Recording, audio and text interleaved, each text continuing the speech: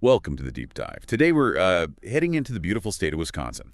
That's right. We're focusing on its waterfalls, specifically the ones in Pattison State Park. Yeah, we've got some great sources stuff from the Wisconsin Department of Tourism, Lake Superior Circle Tour, even some Reddit chats and travel blogs. Plus the official DNR history page and articles on, how to photograph these falls, even in winter. So our mission today is to really get into what makes these spots special. We're talking geology, history, how you can actually explore them. And we'll definitely cover Wisconsin's highest waterfall there. But also contrast that with a smaller, maybe more accessible one nearby. Should be a good dive. Absolutely. Let's start with Pattison State Park itself. It's just south of Superior, up in Douglas County. It's pretty big, over 1,400 acres, and it was actually Wisconsin's sixth state park, established way back in 1920. Wow, 1920, so it's got some history. It really does. Yeah. It's named after Martin Patterson. He was a lumberman, a miner. And here's a cool story. He's the reason Big Manitou Falls is still there. Back in 1917, there were plans to dam it. No way. Yeah. He secretly bought the land around the falls and then, boom, donated it to the state to protect it. That's amazing. Real foresight. Yeah, So Big Manitou Falls, that's the big one you mentioned. that's the one. It's 165 feet tall. Tallest in Wisconsin and actually the fourth highest east of the Rockies. 165 feet. That's massive. What kind of rock does it fall over? Must be pretty tough stuff. It plunges over basalt. That's a type of dark, igneous rock. Igneous, like volcanic. Exactly. Remnants of these huge lava flows from, get this, about 1 billion years ago. Right there in the Lake Superior region. 1 billion years. Fact. Wow. Does the rock look layered or anything? Not really like sedimentary rock. You won't see distinct bedding, but you might spot what geologists call flow contacts. Basically lines showing where different lava flows met over time. Okay. And you can sometimes see little pits in the basalt. Those are from escaping gas bubbles way back when the lava was cooling. Some even had agates in them originally. Fascinating. Did the Native American people who live there have a special name for it? They certainly did. The Ojibwa called it Gitchi Manitou. Gitchi Manitou. They believed they could hear the voice of the Great Spirit in the roar of the falls. Powerful imagery.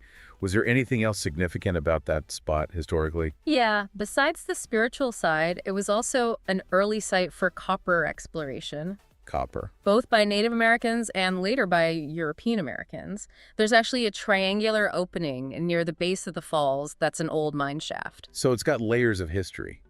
But Pattison has more than just the one giant waterfall, right? There's a smaller one. That's right, Little Manitou Falls. It's much smaller, only about 30, maybe 31 feet high. Still pretty decent. Oh yeah, and it cascades down in 2 separate drops, which is quite pretty. Is it easier to get to than the big one? Much easier, super accessible. The parking area is right near the falls at the park's south entrance. It's just a short walk down, though maybe a little steep in spots. Okay. And does it flow over the same kind of rock? The basalt? Yep, same ancient basalt bedrock. Does it have an Ojibwa name too? It does. Kakabika-bungi. It means little waterfalls. Makes sense. Certainly does. Any mining history there too? Uh-huh, just like Big Manitou.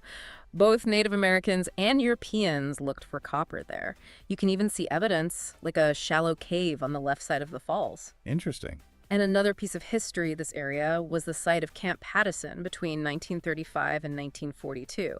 That was a civilian conservation corps project. Ah, the CCC. They did so much work in parks during the Depression. Exactly, building trails, facilities, really shaping the parks we visit today. So, for visitors at Little Manitou now, what's the experience like? Well, it's popular to kind of scramble around on the rocks at the bottom to get a closer look. That's fun. There's also a trail along the river if you prefer an easier return hike. And depending on the water flow, sometimes you can see the Black River split in two as it goes over the falls. Cool. So we've got the basalt from ancient lava.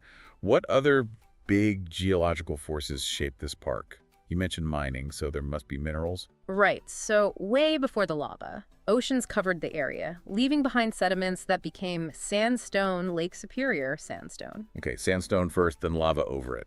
Sort of. Then came a huge geological event called the Douglas Fault. Imagine a massive crack in that basalt layer. A fault line. Exactly. The southern side of this crack got pushed upwards. This broke up the rock near the fault, creating something called breccia-sharp angular basalt pieces cemented together.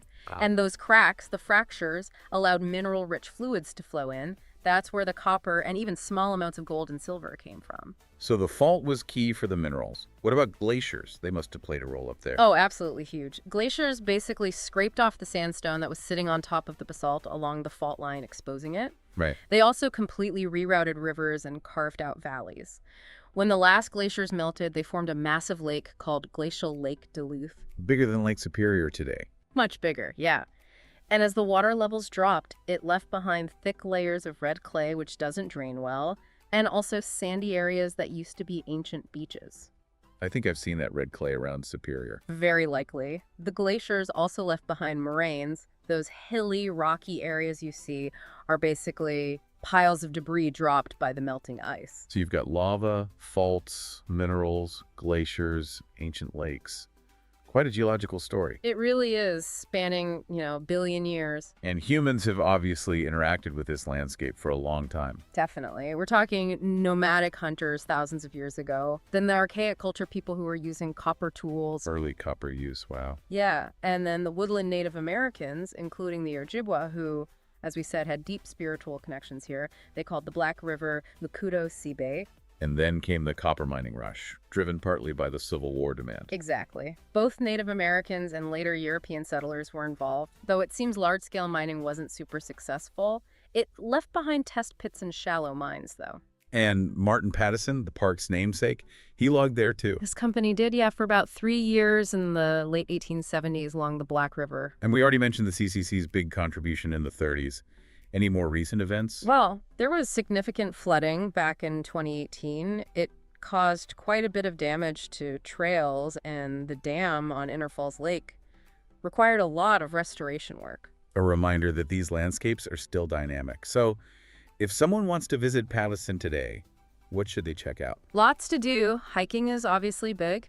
There's a nice 4-mile loop trail that takes you to both Big Manitou and Little Manitou Falls. Okay. There are other trails too, like the Beaver Slide Nature Trail and the Logging Camp Trail. Just good to know some might have been rebuilt after that 2018 storm damage. Good tip. What about swimming or camping? Yep. There's a sandy beach on Inner Falls Lake for swimming, and they have a family campground with electric and non-electric sites, plus some backpack-in sites if you want more solitude. Nice. And if you want, say, a hotel?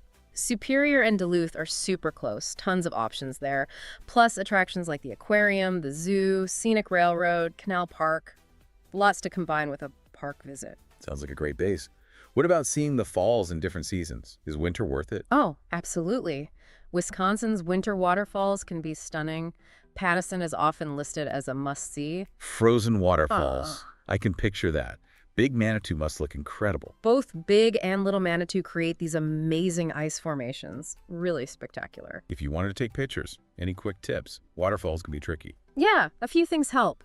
Try to go on a cloudy day if you can. It reduces harsh sunlight and makes the light more even. Okay, less contrast. Exactly. And definitely bring a tripod. That lets you use a slower shutter speed to get that smooth, silky look on the water. Ah, the long exposure effect. Right. You can also play with ND filters, neutral density filters to cut down light even more, or polarizing filters to reduce glare off the water and boost colors. Good advice. Even phone cameras can do some long exposures now, can't they? They can, so it's worth experimenting whatever gear you have. Play with different angles, focus on details, not just the whole falls. Makes sense.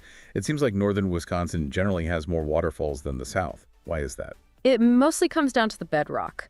Up north, you have higher elevations generally, and that hard, erosion-resistant, igneous, and metamorphic rock, like the basalt at Pattison, is closer to the surface. So the water erodes it less evenly, creating drops. Pretty much. Further south, the bedrock is often softer sedimentary rock buried deeper under glacial deposits. Marinette County, actually over to the east, calls itself the waterfall capital of Wisconsin. Huh. Good claim to make. Yeah. Okay, so wrapping up our deep dive on Pattison State Park, what are the main things you hope people take away? I think the biggest thing is that Pattison is so much more than just pretty waterfalls, even though they are spectacular. Wow. It's this place where you can almost feel that billion years of geology, you know? Yeah. You've got the deep history of the Ojibwa people, the stories of mining and logging, and then this amazing conservation story with Martin Patterson saving the falls. A real intersection of nature and human history. Exactly. And seeing both Big Manitou with its sheer scale and Little Manitou with its accessible charm and history, They offer really different but equally powerful ways to connect with nature.